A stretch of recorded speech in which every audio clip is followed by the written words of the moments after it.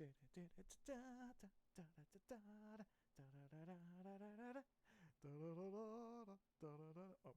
hold on. There we go. Had to set my microphone correctly. Da da da da da da da da da da da da da. Yeah, back to Jaws again. Jaws time. Okay, happy. What is it? Tuesday. Tuesday night.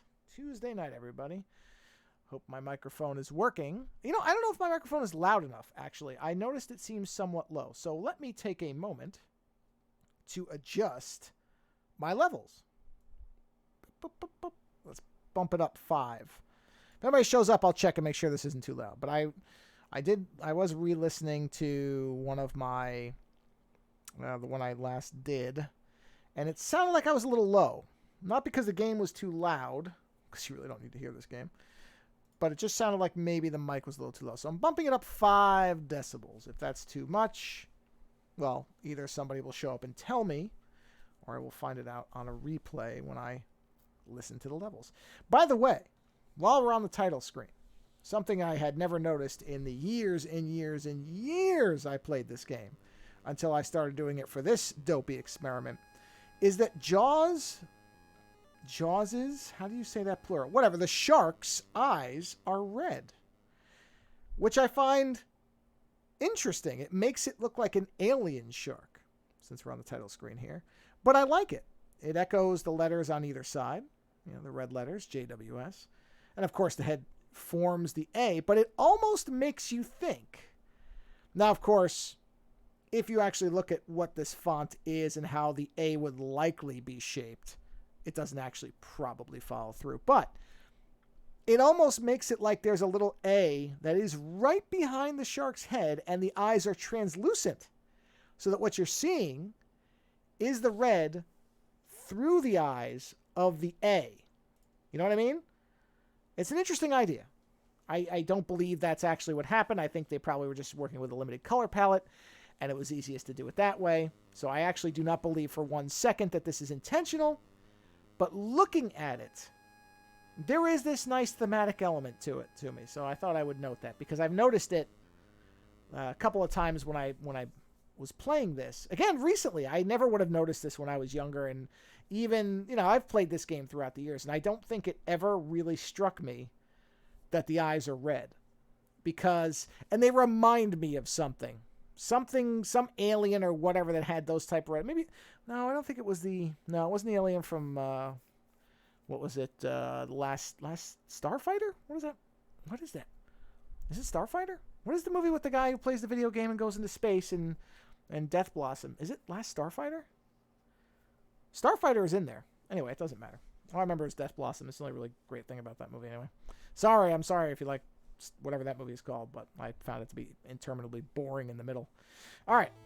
Da-da-da, here we go. Gilbert Gottfried. Yeah.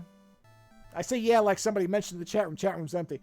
I was just watching a video of Gilbert Gottfried from one of, if not his most infamous appearance on Hollywood Squares, which is hilarious. I'm sure it's making the rounds everywhere.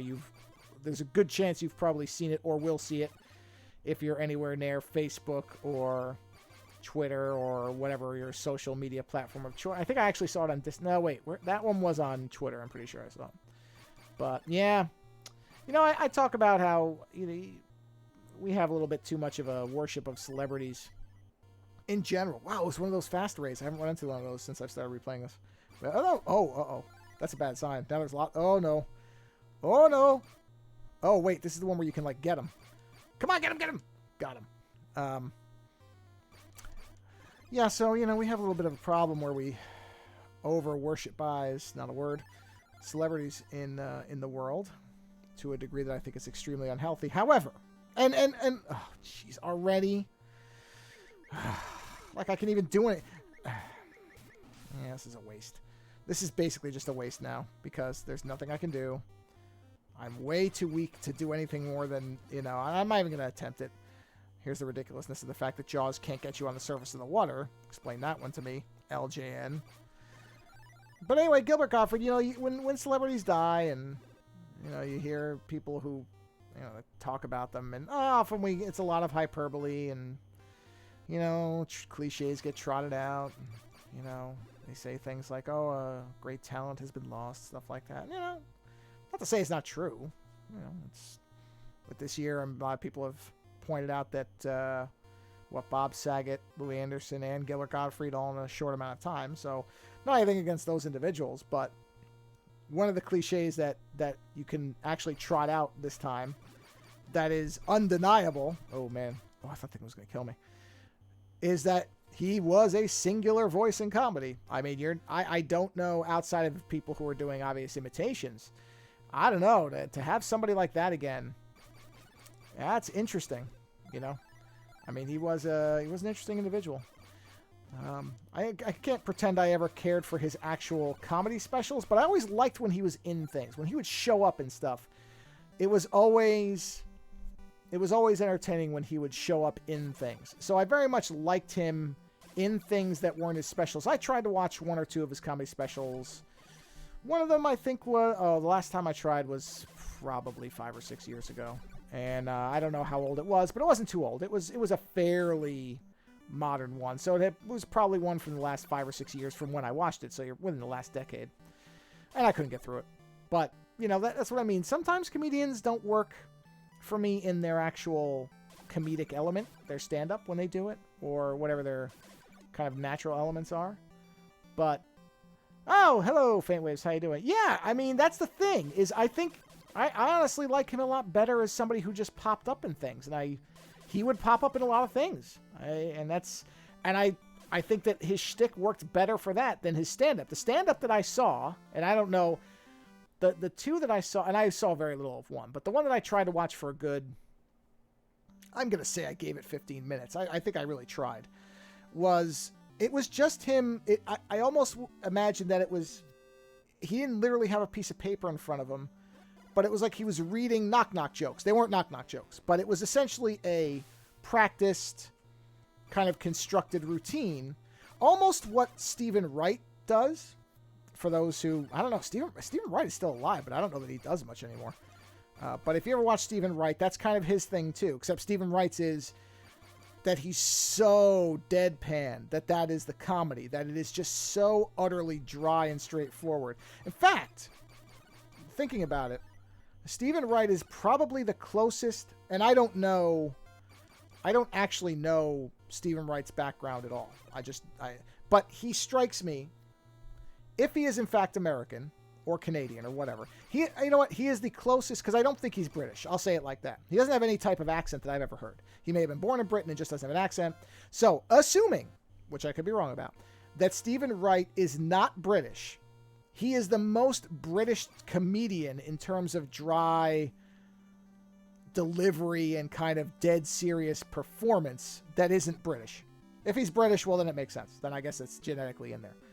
But if he's not, he gets that kind of, because that's the thing about British humor, is it's often very dry. And I read an interesting thing about British humor a while back where they were talking about the fact that a lot of British humor is based on the fact that British comedians or British performers act from a place of expecting to fail, whereas American comedians and performers in comedy are typically acting out of a sense of, what's the word for it?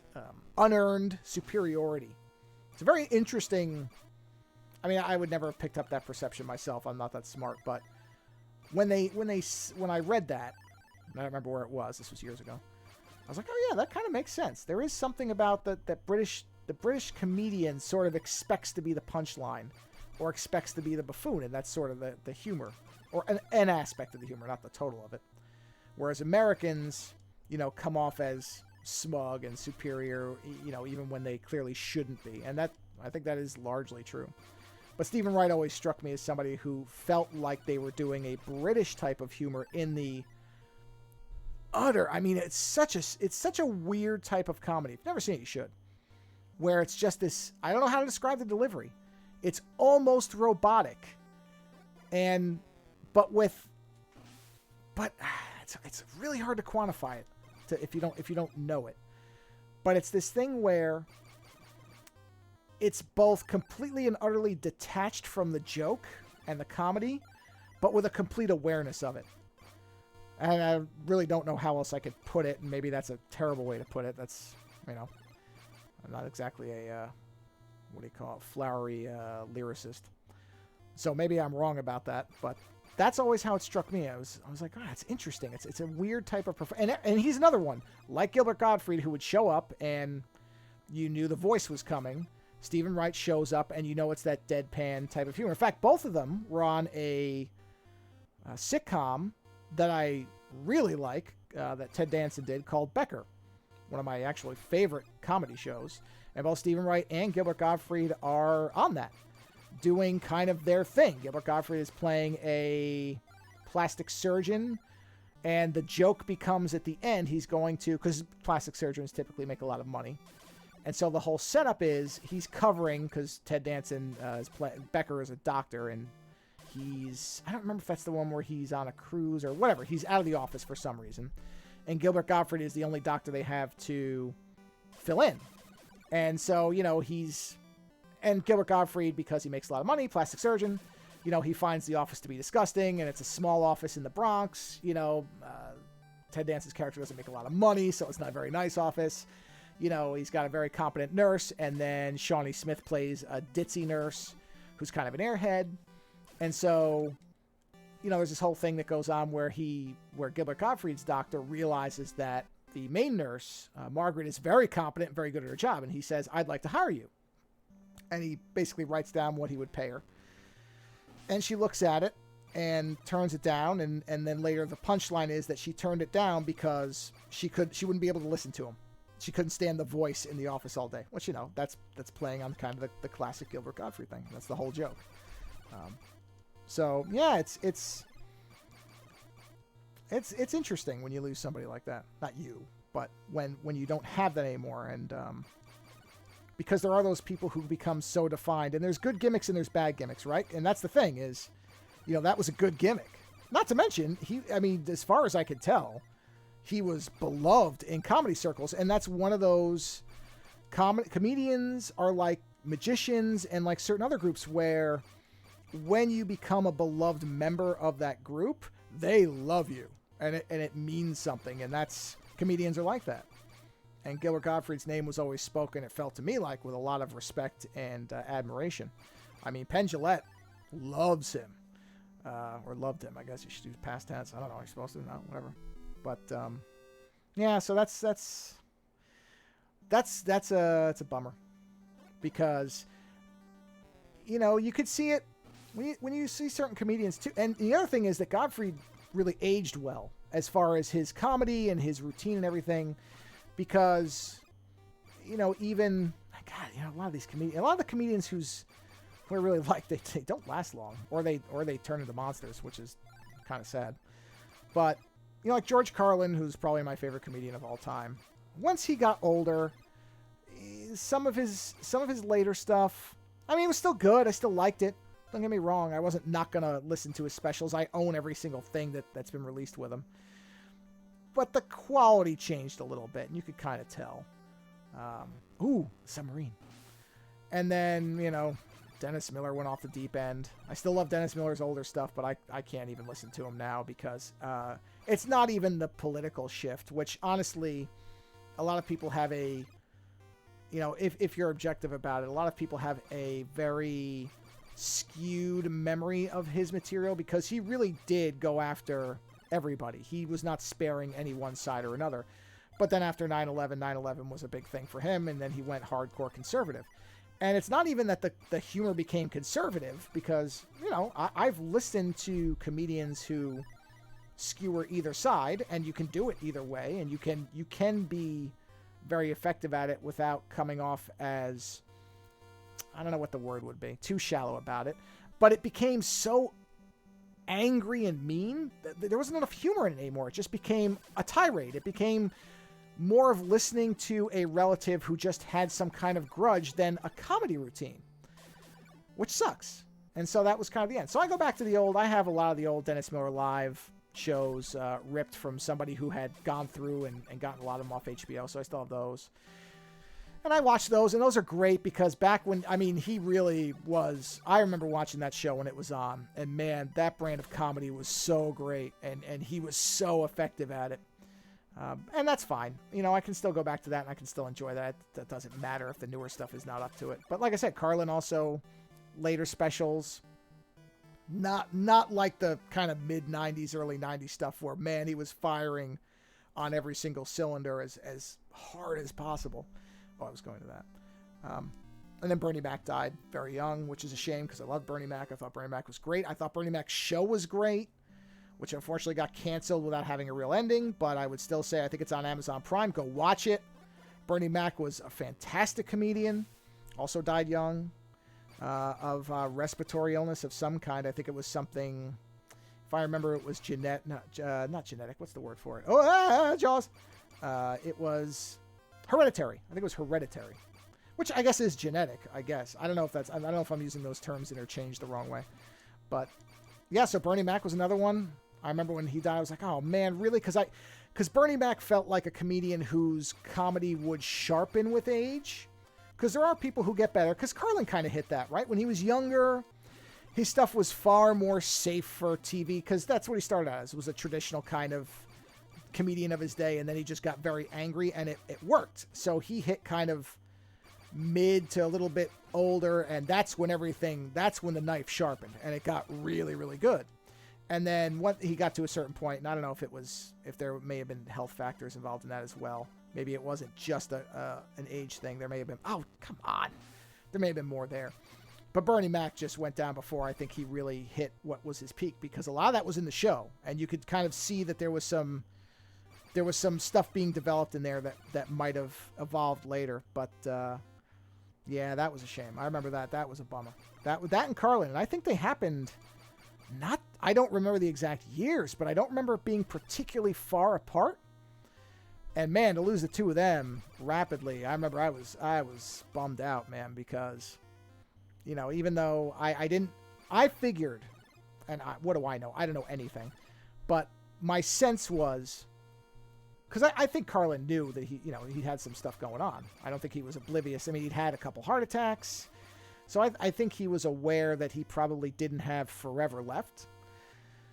So I kind of had thought after seeing his last special, I was like, okay, I bet he's got one more super thing. Like, he's going to build up to something and it's going to be his last one. And that's it. You know, he's going to go out on top. This is going to be one of these things where it's, you know, Derek Jeter type retirement thing where you go out when everybody loves you, you know, and you do one last big thing. And then, of course, you know, he had a heart attack and died. And that was it. So, yeah, it sucks. It sucks. And I mean, that is one of the... It's one of those things that you realize about age, and it sneaks up on you, but there it is you start realizing that these people who were formative and you grew up with, they're dying. They just start dying. And then you have to look in the mirror and go, oh yeah, that's because I'm not 18 anymore, when a lot of these people were in their heyday type of stuff. And that is, man, that ain't fun. I'll tell you that. It ain't fun. But, yeah, so, yeah, Gilbert Gottfried's one of those guys where I don't find the appreciations to be overblown. Sometimes they are, and we all know they are. There are certain people where you know that this is more about... It is fleeting, yeah. Sadly, it is. But sometimes you can tell that these memorials and, you know, honorariums and all that, it's overblown, and it's because somebody wants their name talked about as opposed to the person they're talking about. I don't think this is one of those cases. I think that this is one where people who miss him, you know. Yep. No, I agree. You know, it's instant, man. You just don't know. I mean, it's... Somebody runs a red light. That's it. Toast. Right? So, it is. That's why I try not... I mean, I'm a miserable guy. I am. I'm a miserable bastard much of the time, but I try to not be unappreciative of things, which sounds... what's the word? Oxymoronic? No. It sounds ironic? Whatever it sounds like. Like, it should... God, my language just fails me at times. I wonder if I know how to speak English. But I try not to be unappreciative. I think you can be miserable but unappreciative, which sounds wacky, but I think you can do it. Well, I think if Jaws catches up with me, I think he's finished. Because I've got the sub, and I'm at power, 4 now? Yeah, power 4. Yeah, this is these little bastards are more of a threat to me than Jaws is. Really? Oh, good, I got one. I mean, honestly, give me 2 Jaws over this thing, because at least with Jaws, if you just stay at the top, he can't get you. These things will get you anyway. Don't matter. They'll come for you. So, you know, the jellyfish are the worst. Now, luckily, I've got them in kind of an alternate. Yeah, oh, that's the sweet spot. I might have 3 seconds here. 1, 2, 3. Yeah, about 3 seconds. You've never watched a single Jaws film. Okay, well, here's the thing. In terms of recommendation, I mean, the first one is a classic, and it's great. There's nothing I'm going to add to that. People who are far smarter and more, able to write than me. PS2. I don't think I ever played that one. Watch the first one for sure. That's the classic. That's the one that you watch because it's quality, and it's, it is a perfect example of that thing where had the shark worked, the actual mechanical shark, it probably wouldn't be as good a movie. A lot of it is the build-up, and of course the magnificent Quint speech, which is lauded for very good reasons. I mean, that is one of the great film one of the great film speeches you'll ever hear. Great speech and a great movie. You know what, Jaws? I'm gonna go get powered up one more time just so I can really nail you. The second one I would skip. The second one is just I mean I barely remember anything about it. Even though Scheider's in it, and I think a lot of the people come back, it's just a very, very clearly let's cash in on Jaws type of thing. Here we go. The third one is trashy fun. The third one's trashy fun, and I actually have to say, that the third one makes the best case of any of the movies in terms of actual reality. Let's put it like this. I mean, none of them make any damn sense, but the third one has the most legitimate reason for this shark to decide to kill everybody, which is that they kill the shark's child. Not on purpose. They actually are just trying to keep it in captivity, and it ends up dying. And then the mother comes into the park and is angry. And so that one actually has a story, as ridiculous as it is, because they play up the 3D element and that, kind of what they did with, Friday the 13th. So there's 3D elements that are clearly just there so that they can say, hey, we've got 3D. You know what I mean? So that one's not spectacular in terms of the way that they really just whore themselves out to the 3D thing, the gimmick. But it is the movie of all of them that, and this sounds crazy, and I'm not saying in every way, so don't take this wrong, but it is the movie that makes the most sense. Because, again, I had said this in a previous stream, I don't know that sharks care about their young the way that mammals do, or other animals. I think some non-mammals also do, so I shouldn't be specious that way and say it's only mammals. Come on, got them. But, assuming that sharks actually care about their young, or they do for the purpose of this movie, who cares? That the movie actually, he's fit. Oh, bastard. That movie actually makes the most sense. That's the one where you can see a logical, this is a revenge film, but instead of it being a human being out for revenge, it's the animal because the humans did something scummy to it. So, got him. So that one makes complete sense. Like, I get that one. And then 4 is the trash classic. 4 is just, no, why did they make this movie this way? And you have to kind of love it because it's so absurd and so bad that it really does become a lot of fun. It does. 4 is a good time, even though it is not a good movie. And you get to see that thing I just did with the shark just now is what happens at the end of Jaws 4. They make the shark leap out of the water, and they drive a boat through it. I mean, not through it. They spear it with the tip of the, I don't know, what do you call that part of a boat? The prow? Whatever that is. I think the prow is the front of the boat, but I don't think it's the thing that sticks out. Whatever that particular, I'm sure nautical people would know what that term is. I don't know what it is. But a thing that sticks out from the front of a sailboat is what they drive into it. So, and you've got Mario Van Peebles doing an accent. You just have, and the guy from Last Starfighter, which I talked about at the beginning. The guy from The Last Starfighter is in it. So see, it all comes around. Circular. So yeah, I would say all of them but 2 are worth watching, but worth watching for really different reasons. Because again, one is revered for the reason it is. 2 is the only one where I just think it's so disposable and so empty that I mean, you can watch it if you want to be a completionist about it, but you're really not going to get anything out of it. It's not memorable in any way, except when the shark's got the burned face, which I always envision as a shark version of Two-Face, the Batman Two-Face, which is kind of neat, but it's stupid. But outside of that, there's no reason to watch it. And 3, again, good time. You know, Louis Gossett Jr.'s having fun. You know, you get to see some neat stuff. Really? Oh, jeez, what a waste. This is just a waste of time. Now it's just to avoid getting hit by the fish. I mean, I can't even collect anything because it's so shallow I can't even avoid Jaws easily. So this is I'm sorry, this is a complete waste of your time. But yeah, that's what I would say. So 3 out of the 4 Jaws movies, which honestly, you know, not a lot of movies that go up to number 4 can you honestly say 3 out of the 4 are worth seeing for different reasons. Friday the 13th does it. Nightmare on Elm Street. Yeah, Nightmare on Elm Street probably is a 3 out of... However, how many are there? Because I know they stopped numbering them after, what, 5? Was there a 6? Because there's 1. 2 is Freddy's Revenge, I think is the subtitle. Then you got Dream Warriors. Then there's The Dream Child. What was... Oh, man, Can I get some shells, please? I'm trying to remember what the subtitles were for the Friday the 13th as they went on. I don't remember what 4 was called. No, wait, I think 4... Oh, yeah, no kidding. I forgot. I didn't get any shells because I was busy running... Oh, come on. Real... Okay. By the way, is my mic volume okay? I raised it about 5 decibels because it felt like it was a little low to me. But I don't want to be screaming straight into the mic because I don't think that's necessarily what anybody wants to hear either.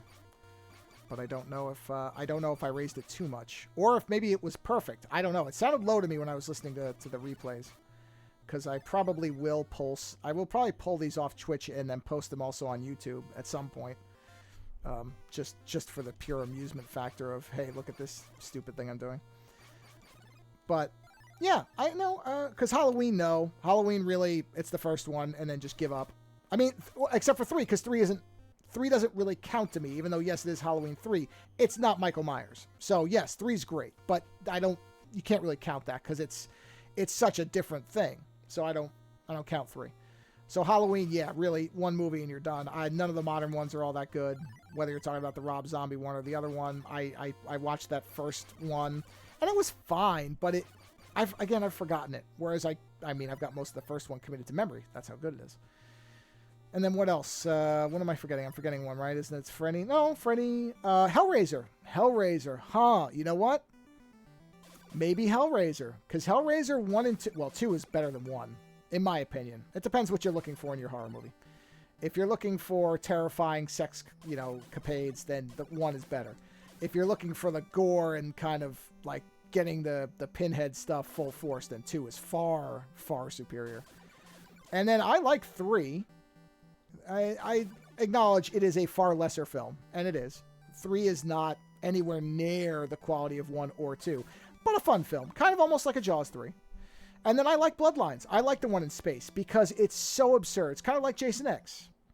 And I know that Jason X seems to be more divided than I remember. I thought when Jason X first came out, because I remember when it came out, I thought people really thought that was a great idea. And now it seems like people are there are people who are diehards on Jason X and people who are like, yeah, it's stupid, he's in space. Which, then I guess you don't get the joke. But, so I guess Hellraiser, so I guess my earlier point about there aren't a lot of 3 out of 4s was complete nonsense. What a shock. Because I've now named almost every major slasher series or monster series from, that everybody knows cinematically. They all have 3 out of 4. Well, not all. Halloween doesn't, but, because, yeah, I don't think any of the, I remember bits and pieces of those 90s Halloweens, and they were embarrassingly bad. I don't even know what the plan was there. You start to have to wonder if, I guess this is common, whether some of these people, actually, you know what, this is common because it's happening now with certain things, whether these people even realize what people like about things. It's this knob now. It's a binary knob that's only snaps left or right, and it's either we fundamentally do not understand what people liked about this movie, and so we don't know how to keep it going in terms of sequel reboots, or it's, oh, okay, we know exactly what they liked, but we don't want to put anything new in it, we just want to repeat that, and then people will pay for it. And in fairness, people do. So part of this is our fault. We are accountable for these mistakes. But that's where you look at some of that stuff and wonder if they realized what, because Halloween 2, I sort of get what Halloween 2 was trying to do. Because it was a big movie, it made a bunch of money, and they were trying to figure out how to stretch the concept. And I feel like Halloween 2, even though I don't particularly like it, the original Halloween 2, by the way, I'm not talking about, or I don't even know what the numbers are for them in the new series, but in the original Halloween 2, that felt like they knew they couldn't just repeat the formula because it wouldn't work again, but they were trying to do some kind of hybrid thing. And so it doesn't come off terribly. It just, again, much like no Jaws sequel would be the first Jaws sequel, because once the terror of the shark was established, they were never going to not show that shark. It was only ever going to become more of the shark. There is no restraint. There is no, maybe we need to dial it back. No, it's what worked. Oh, people are scared of the shark. Well, then we need to have more of the shark, and we have to have the shark doing incredibly stupid things, which is exactly what happens in all the sequels, is the shark does increasingly stupid things that no shark would do.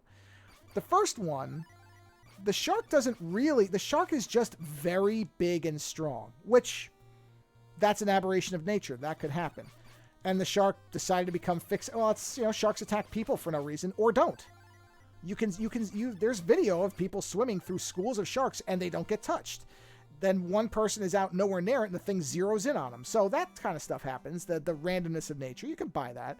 So, not to say that Jaws is realistic, but it's certainly far more believable than the stuff they did later. I mean, come on. Shark jumps out and bites a giant cable and gets electrocuted. Give me a break. Shark rams the glass of an underwater park observatory room or whatever that was supposed to be, which I am never going to understand. Never in my entire life going to understand why anybody would put some of these control rooms in places that are there is no way you can't think that there's a risk of serious failure there. I don't care how many layers of glass or whatever. Man, the wrong thing happens, you're dead. And they do it anyway. So, don't get me wrong, there's some reality all over some of these movies. But the first one is, it's not light years from reality. You could see that a large shark might decide to come in to where there's a lot of people and start feeding on them. And then they go after the shark, and that's when it then starts to attack them. It's not like...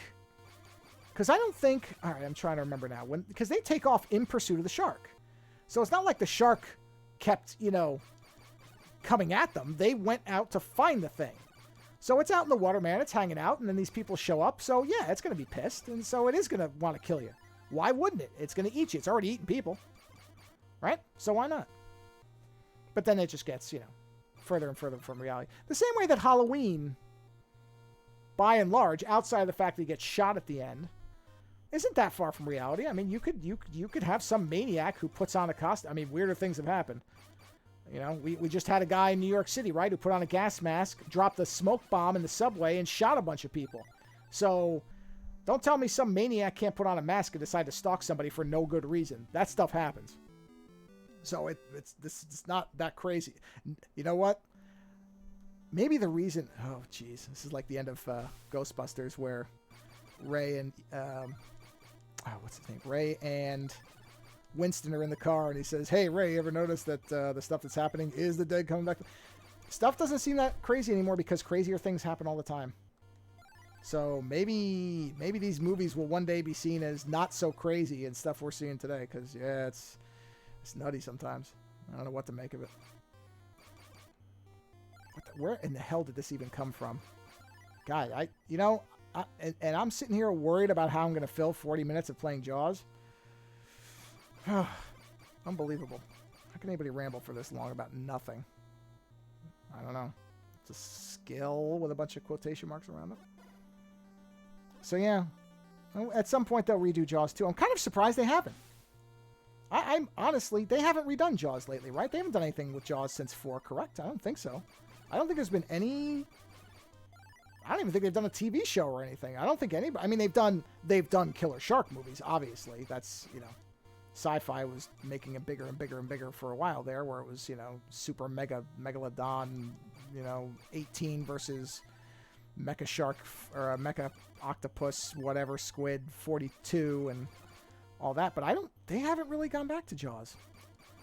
Is Jaws the rare example of a film that is so well done that nobody can figure out how they would actually improve on it? Right? Because they haven't done Jaws again.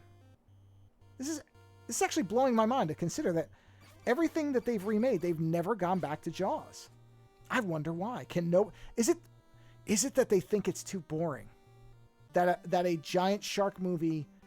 I mean, they made the Meg thing with Jason Statham, but that's not a Jaws remake. That's honestly just the Jurassic Park model. Make a big scary monster type of thing, because sharks are dinosaurs. But you wouldn't consider that a Jaws ripoff. I mean, obviously you'll have comparisons to Jaws because it's got a giant shark, but that's not really a fair comparison. It is not trying to be Jaws, so that's not really. I would not make that comparison.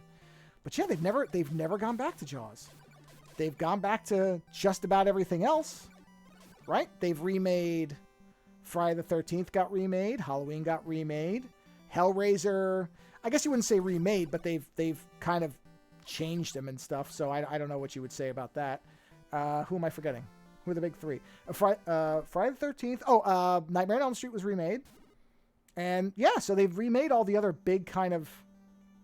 Was I just here? Okay, good. God, I'm back at Power 4 already. So if I had the thing, I could kill Jaws in 2 seconds. So yeah, they've remade all the other stuff, but they haven't remade Jaws. That's interesting. I wonder if it's been brought up. I mean, okay, forget that. Of course it's been brought up. Some fool has said, let's remake Jaws. You know that. There's never going to be a point where somebody doesn't have a stupid idea, especially when it comes to Hollywood execs. They're always going to go for the low-hanging fruit as far as, well, let's just make something that people know and forget about whether it's good or not. But they haven't done it. They have not taken the bait on remaking Jaws yet. Fascinating. I will have to bring that up the next show I do with Lando, which he will not be on the next show. We will have a special guest host because Lando will be traveling. But the next time I talk to Lando, I'm going to bring this up because I am, I mean, I'm not going to stop and look because I'm almost done here, but, yeah, they haven't remade Jaws. That's interesting. They've remade so much other stuff from that era and that were that level of successful, but not Jaws. Jaws is immune somehow, and I'm curious why. Or does somebody have the rights? Does somebody have the rights locked up? Who has the rights to Jaws? Because, man, you would just be sure of it, right? I mean, it just seems like something they would have done. That, yeah, of course they'd remake Jaws. Why not? Because it would be a CGI shark, right? It would be a CGI shark, and, they'd go all out for it because it would be, they'd roll out the old, it's been safe to go in the water for 40-something years, but not anymore. Bum, bum, bum, bum. They'd roll out the music. They'd pay for the music. They're going to do that. I don't even think they'd change that. I mean, you can see it on paper of how stupid it would be, right? You can kind of, in your mind, map out the just crassness of such a remake without really having to do much effort about it. You could kind of just see where it would go. And of course it would be, they'd have but yeah, they'd have to show the shark. That's the thing. They would, they overdo the shark. They would have to. There's no way they'd have the restraint not to do that. And it would be an awful shark. I mean, even if they did it practical, they'd still overdo the shark. Even if somebody had said, even if they did a remake where they said, we're going to make sure it's always going to be practical. Oh, come on. Let me just kill him already. No, they would still show the shark. That shark would be all over. And I don't know, they probably wouldn't go crazy on the gore. I could see them keeping the gore to a minimum, but there's no way they'd be able to resist the shark. Because, and maybe for good reason, maybe a modern audience would not tolerate how little they would see the shark. Maybe that's why they haven't remade it. Maybe they have this feeling that modern audiences wouldn't go for it. That it would be a flop. Could be. I don't know. I'll ask Lando. That's actually an interesting question if I remember, assuming I don't forget about this. Oh, he's dead. He's dead! Bang! Dead center. Down he goes. This is a nice template for these. I basically play 2 rounds of Jaws, and that's about a 40-minute or so stream. This is not a bad format. This, for as stupid as this is, I'm actually kind of digging how this is going so far. It's just enough for me to ramble, run through a bunch of dumb thoughts, kill Jaws twice. But I mean, I don't know if I'll ever improve. I don't know if I'm going to get to a point where I kill Jaws in 5 minutes. because I think the game will throw too much random crap at me. But you know what? I am not disliking this so far. I thought this might be a real failed experiment, but and I don't care if there's only 2 people watching. It's whatever. I'll put these on YouTube. Somebody will watch them. Somebody will get a kick out of them. I really don't care. But yeah, if they remade Jaws, would it even work? Here's the question. Here, I'll throw out a question. Why not? It doesn't matter. So people can comment or whatever. You can email the show. I don't care. I'll bring this up on the regular show anyway, so you'll hear this question again. But 2-part question. First part, let's say they remake Jaws. Do they try to remake it where the shark is barely in it? And if so, can it succeed with a modern audience? Or 2, do they go overboard with it? And does it then become a smash hit where people... Because I was talking to somebody about Blade Runner the other night and saying that there are people now who look at Blade Runner and they're like, it's way too slow, it's boring, I don't want to watch it. That's what Jaws would be. So how would they remake it? Because to remake it the right way, you'd have to preserve something that I don't think a modern audience might even like. You'd have a small core of people who would appreciate it, but that's not going to generate the dollars you need. So I don't know. I'd be curious. You guys let me know. But I don't think they can do it. I think that's why.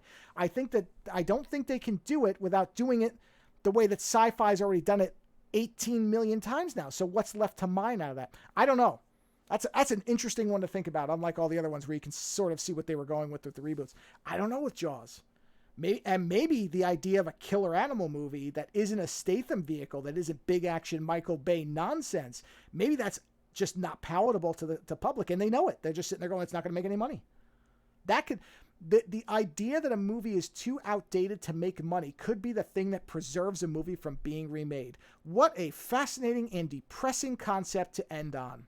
Sorry, wasn't intending for that, but I'll ask that question. I'll just put the question out there. Could Jaws be remade? And how would it be remade? Would it work?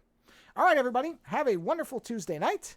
And thanks for stopping by. And sorry you had to endure this. Take it easy and have a good night.